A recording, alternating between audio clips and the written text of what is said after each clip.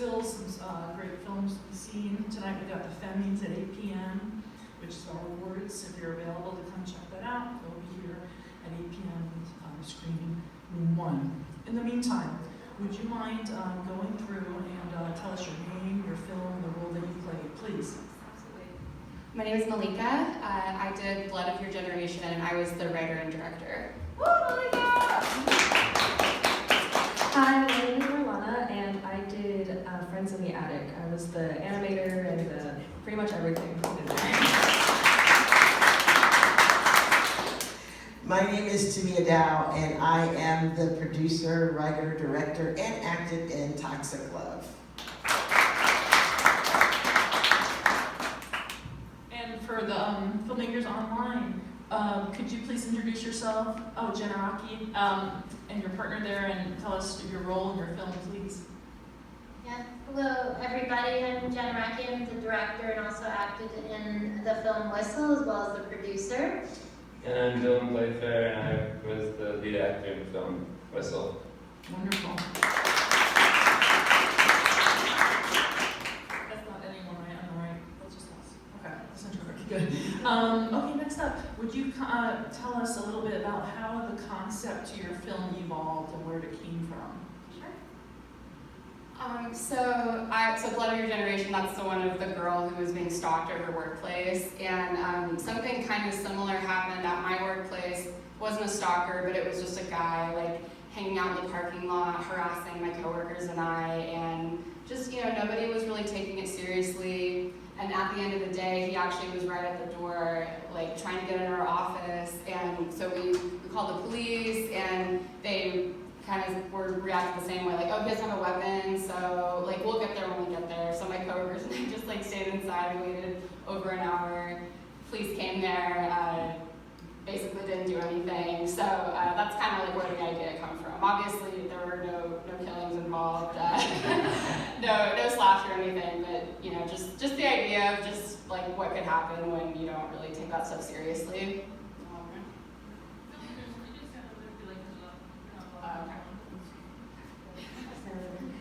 So for Friends in the Attic, I made that during COVID lockdown, and I wanted to make a film, but I didn't want to have a large gathering of people, so I was like, how do I make a film by myself and not really ask that many people to help? So I was actually talking to my boyfriend and bouncing ideas back and forth, and I was substituting at the time as well for middle school and elementary school, and I got really involved with my students, and they really just tell me the craziest things about their childhood and the abuse that they face. So I kind of make some stories of what I've heard from my school and then my own experiences. Also working with a lot of kids who are hearing impaired really inspired this film, because I wanted to make something that was kind of like a fun kind of storybook, flip book, so that way people who are of hearing can hear it, but also kids who are, I hope kids don't watch this, but people who are hard of hearing can actually read and follow along with the film. So there are a lot of factors that went into this, but I just wanted to make a story of kind of like abuse through a child's lens and making it through a storybook. Hi, so Toxic Love, the way it came about is I'm a retired Las Vegas Metropolitan Police Department detective, and I worked domestic violence for 8 years right before I retired. So once I retired, I kind of, and I still do actually, I'm going from here to Curacao to do a domestic violence symposium over there with my films. I have multiple films. But anyway, so the Toxic Love version was the story of when I dealt with a lot of my victims. They would tell me the things that were going through their heads. And one of them was that opening scene, that the woman was like, can I just poison him? Can I just, because she felt like she had no out. But the reason I wrote it the way I wrote it was because, of course, as advocates and domestic violence detectives and things such as that, we're always telling them you do have an out. You do have a way out kind of thing. And so I wanted to write the story. And see, this is just a proof of concept, the shortest version of the story. You only see one angle, which is the husband and wife. But in the long version of the story, you talk to the detectives and the neighbors. And when I say talk to, in the script, you learn more about everybody involved in that, to include children that get affected by it too. So I really, really loved the way yours went, especially the bad man downstairs. I was like, oh my goodness, because people don't realize how much domestic violence really affects us all. And you just think, oh, if I don't see it, or if I don't, but if you think about it, if you've looked at the news over the last month or so, you hear murder, suicide, you hear somebody getting run down, it's crazy what passion will cause people to do. And so Toxic Love is, like I said, a proof of concept. And the point of the actual extended story is to talk about how everyone involved in that, children, co-workers, victim, and abuser, need mental health help.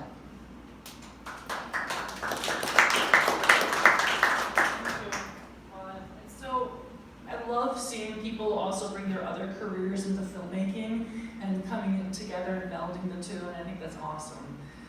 Jen, can you tell us a little bit about how your film developed and the inspiration, please? Yeah, absolutely. It was inspired by my mom, actually. So growing up, I knew my grandfather in a really beautiful light, realized until I was older, the issues my mom had with him being an alcoholic all of her life, and how the relationship was so bittersweet, which I found it interesting because a lot of alcoholic stories, it just shows a lot of the negative side. But with my mom, she had so many bittersweet moments with my grandpa, and the way that she described him was so positive, but she had a lot of trauma that occurred in her childhood, and when he had passed away, I saw my mom really have to try hard to figure out ways to forgive him, and she was really able to do that. So I found it was so beautiful and strong of her to be able to go through those emotions and to kind of teach me as well as a young woman to know that there is good, and people sometimes have these issues and these addictions, but they do truly love you at the end of the day, even though they can hurt you. I was really inspired by so many of her true events, even her, the young girl driving in the car in the story. My mom really did that. She would drive her dad's truck and drag him out of the bar all the time, so that idea was surrounded by that throughout the film. And it was something really personal and special, so it felt really good to tell a story that was also had so much truth in it. I come from a documentary background, to kind of carry on into the narrative of coming for something very real was a very special process for me and my family. Well, thank you. I think that everyone has just really put a very vulnerable topic and put themselves out there, and for that we were very, very thankful, because they all felt so raw and real. Can you guys talk about your next projects that you're working on coming up? Yeah, I'm actually shooting my second short film next weekend, the first 2 days of shooting, and it's called Plant Mom, and I just wanted to make something just fun and silly, and it's just about a woman who keeps buying houseplants and killing them, and then the houseplants just come back and get revenge at the end, so it's a little more lighthearted than this project, but.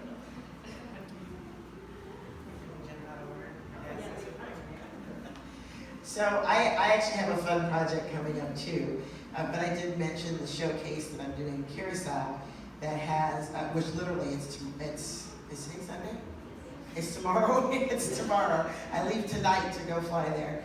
Anyway, so I had a movie called Why Should I Care, which talked about domestic violence and sex trafficking. That will be screened there. Toxic Love will be screened there. Another movie called Meet Me After School. All these are my movies. I wrote them from my background as law enforcement. Meet Me After School is about cyber stalking in children.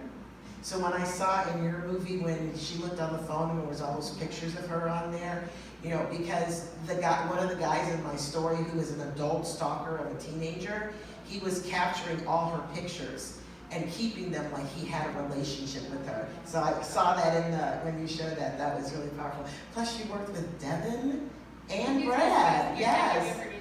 Wasn't it cool to see him up there? So her executive producer, was the bad guy in my film.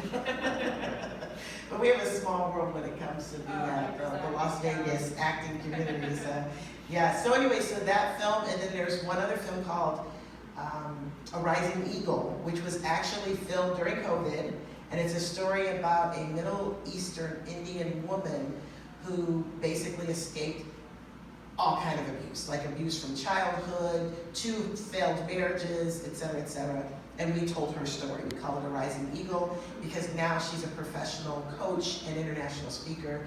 So we told her story here in Vegas during COVID with almost like no Indian actors. I played a character in the story. So it was a real challenge, but it came out really well. And since all 4 of those have the theme of abuse in it, then I will be showcasing them and then speaking afterwards with the group. And it's a law enforcement group, so it's a nice, like you said, kind of full circle thing, going back and talking to them about that.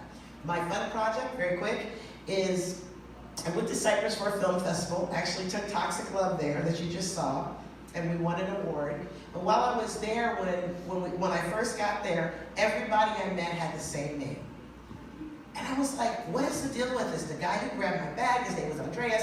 The guy who took me to the hotel, his name was Andreas. The front desk clerk, his name was Andreas. And then I said, is everybody here named Andreas? So then we created a whole, literally it's a feature now. We made a short, which is now in festivals. It's called Lexi Zara. We created a character. Lexi Zara, the adventures begin. And what we said was, Andreas is actually the name of her father. We made it a mystery adventure. She never knew her father. And her father happens to be white, and the actress is me, so I'm black. So it's gonna have all kind of ups and downs and arcs. She's gonna be looking for her father, where's he at? And they haven't seen him since before she was born. So it's a whole mystery adventure. It will be filming here in Vegas, and we also will be filming in Greece, which is where we're having her father be from. That's our next project.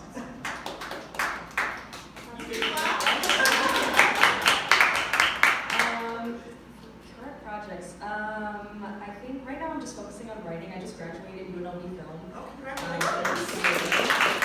it's really exciting. I finally have like so much free time on my hands. I don't know what to do.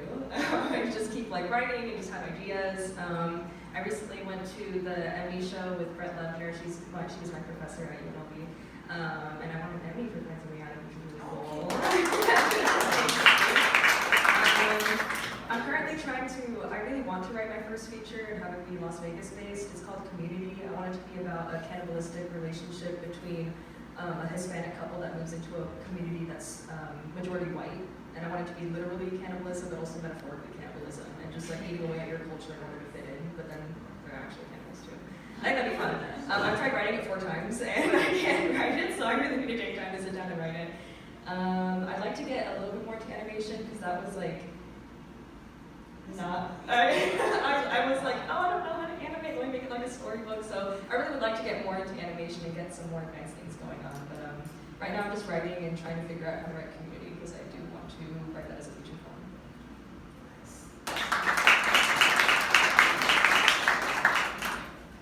And Jen, can you let us know what's going on next for you guys, please?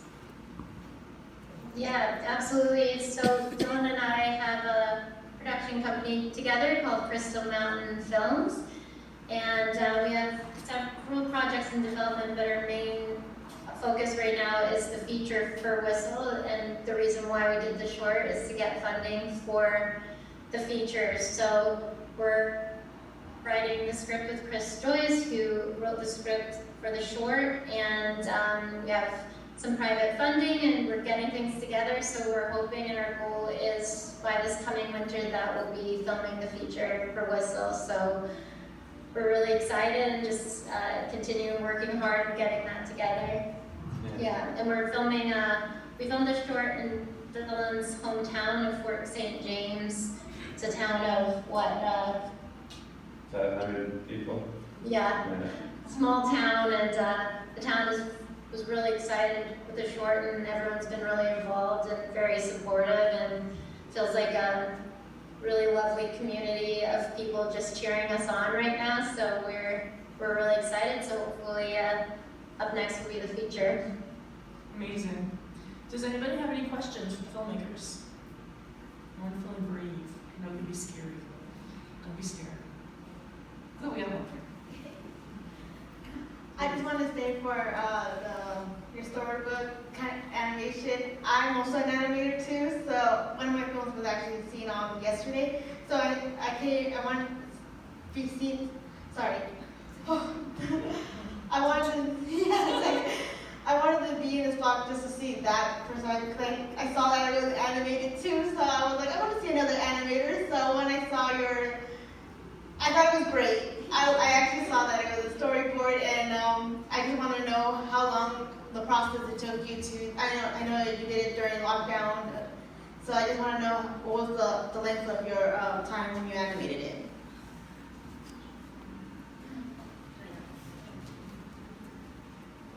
That's very sweet. Thank you for coming to see it. That makes me so happy. I appreciate it. The length of time it took to make, I think it took me about 2 months overall to make, but that's like every day, like animating, because I decided very last minute that I wanted to put this into our university's film festival. So I stayed up until like 3 a.m. most nights, and like we had online classes, so I had my online class going on my phone, and I was on my laptop like drawing.